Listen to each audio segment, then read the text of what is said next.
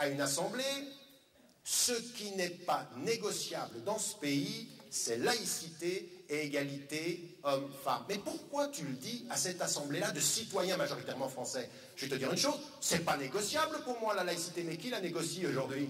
Qui est en train de dire qu'il faut changer la loi de 1905? Qui est en train de nous raconter qu'après qu'on nous ait dit vous n'êtes pas intégrés, qu'on est en train de prouver, non, qu'on est en train de prouver dans ce pays qu'on est intégré? Je suis désolé, la majorité de cette salle, c'est des gens qui sont intégrés à la loi de 1905. Et on dit, est-ce qu'il ne faudrait pas changer la loi? Mais ça gêne qui la loi maintenant? Quand on est trop... Alors, pendant des années, on nous dit on ne changera pas la loi, intégrez-vous. Maintenant qu'on est intégré, on dit on change la loi. Ça ne va pas ou quoi? Donc, je dis, à partir d'un certain moment, je suis désolé. Aujourd'hui, la laïcité n'est pas négociable. Dites-le avec nous. Dites-le que dans ce pays, il faut appliquer la loi de 1905 comme elle est, égalitairement pour tous les citoyens. Parce que le problème, c'est que la loi dans ce pays, elle n'est pas appliquée de la même façon à tous les citoyens. Elle n'est pas la même pour un citoyen juif, pour un citoyen chrétien ou un citoyen musulman. C'est ça la réalité. Donc, non. Oui, non, bien sûr. Deuxième élément, l'égalité homme-femme. Je veux dire, à partir d'un certain moment, il y a un musulman qui dit non, on est pour la discrimination des hommes et des femmes.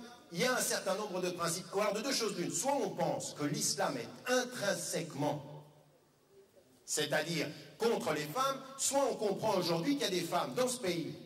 Elles sont éduquées, elles sont formées ici, elles sont françaises, de confession musulmane. Elles peuvent porter le foulard ou ne le portent pas. Elles sont contre Nike, elles ne vont pas à McDonald's. Elles se refusent qu'on marchandise leur corps. Et quand on les regarde peut-être avec leur foulard, on dit « Mais vous êtes soumises quand même ». Mais qui décide du modèle de liberté des femmes dans ce pays? Je suis désolé, moi je vois des femmes qui peuvent porter le foulard ou non, qui sont 3 fois plus libérées en matière de rapport à la marchandisation, de rapport à la représentation féminine. Il faut aussi l'entendre ça. Mais ça ne veut pas dire qu'il faille baisser pavillon en face d'un autre type de discours qui, au nom de l'islam, on accepte que des femmes soient contraintes à porter le foulard, on est contre. Qu'au nom de l'islam, il y ait des personnes qui soient contraintes au mariage, on est contre.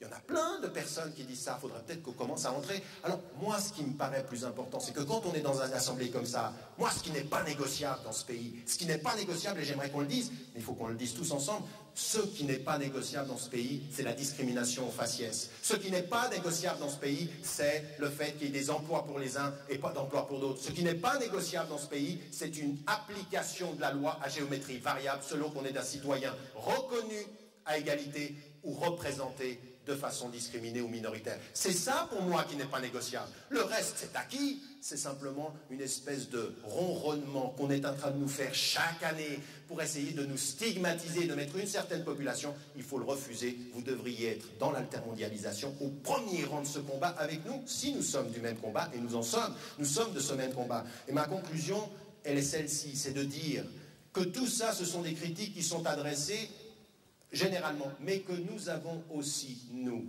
citoyens, d'origine immigrée, comme on dit, ou des citoyens français aujourd'hui de confession musulmane, il y a un vrai problème.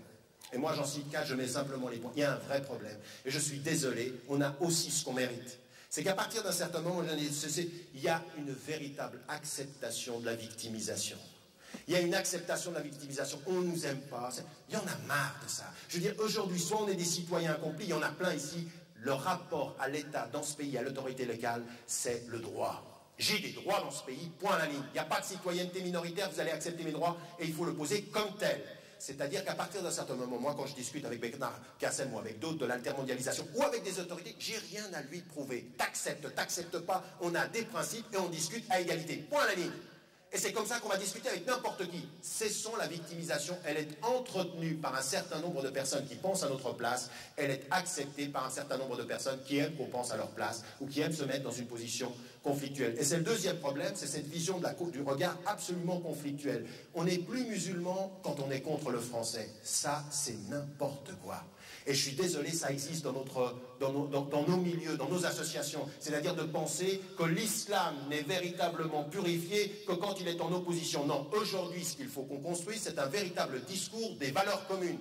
On a le droit à nos valeurs, on a le droit à notre identité, mais on a des valeurs communes. Et c'est là-dessus qu'on doit discuter. Nos spécificités, par ordre de la loi et de la Constitution, elles sont respectées dans ce pays. Et à partir de cela, on a des valeurs communes. Il faut qu'on s'engage. Il faut aussi qu'on arrête de mélanger les genres. Tout ce qui est aujourd'hui la réalité de la politique sociale, de la discrimination à l'école n'est pas contre l'islam, c'est autre chose. Et surtout, il ne faut pas tomber dans ce piège. Il ne faut surtout pas tomber dans le piège de dire aujourd'hui que c'est l'islam qui produit de l'antisémitisme dans ce pays. Ce n'est pas vrai. La réalité de l'antisémitisme et qui est produit aujourd'hui des jeunes désœuvrés, c'est des politiques sociales qui laissent des gens laissés pour compte et qui ne leur donnent absolument pas une identité personnelle qui soit digne et reconnue par ce pays. Alors on produit des tranchées, puis après on s'inquiète, on dit ça doit être l'islam. Non, c'est des politiques sociales qu'il faut pointer du doigt. Il ne faut pas tomber dans le mélange des genres que parfois le gouvernement nous pousse à faire. Et puis tout cela, c'est cela qui doit nous engager à des valeurs communes. Comprendre que là, nous sommes dans l'enrichissement. Parce que moi, je pense une chose, dans le combat d'années et d'années que Bernard Cassem, que d'autres ont eu, attaque tout le mouvement intermondialiste, c'est une énorme chance que des citoyens de confession musulmane rejoignent ces rangs. Ce sera intellectuellement riche et intellectuellement sain.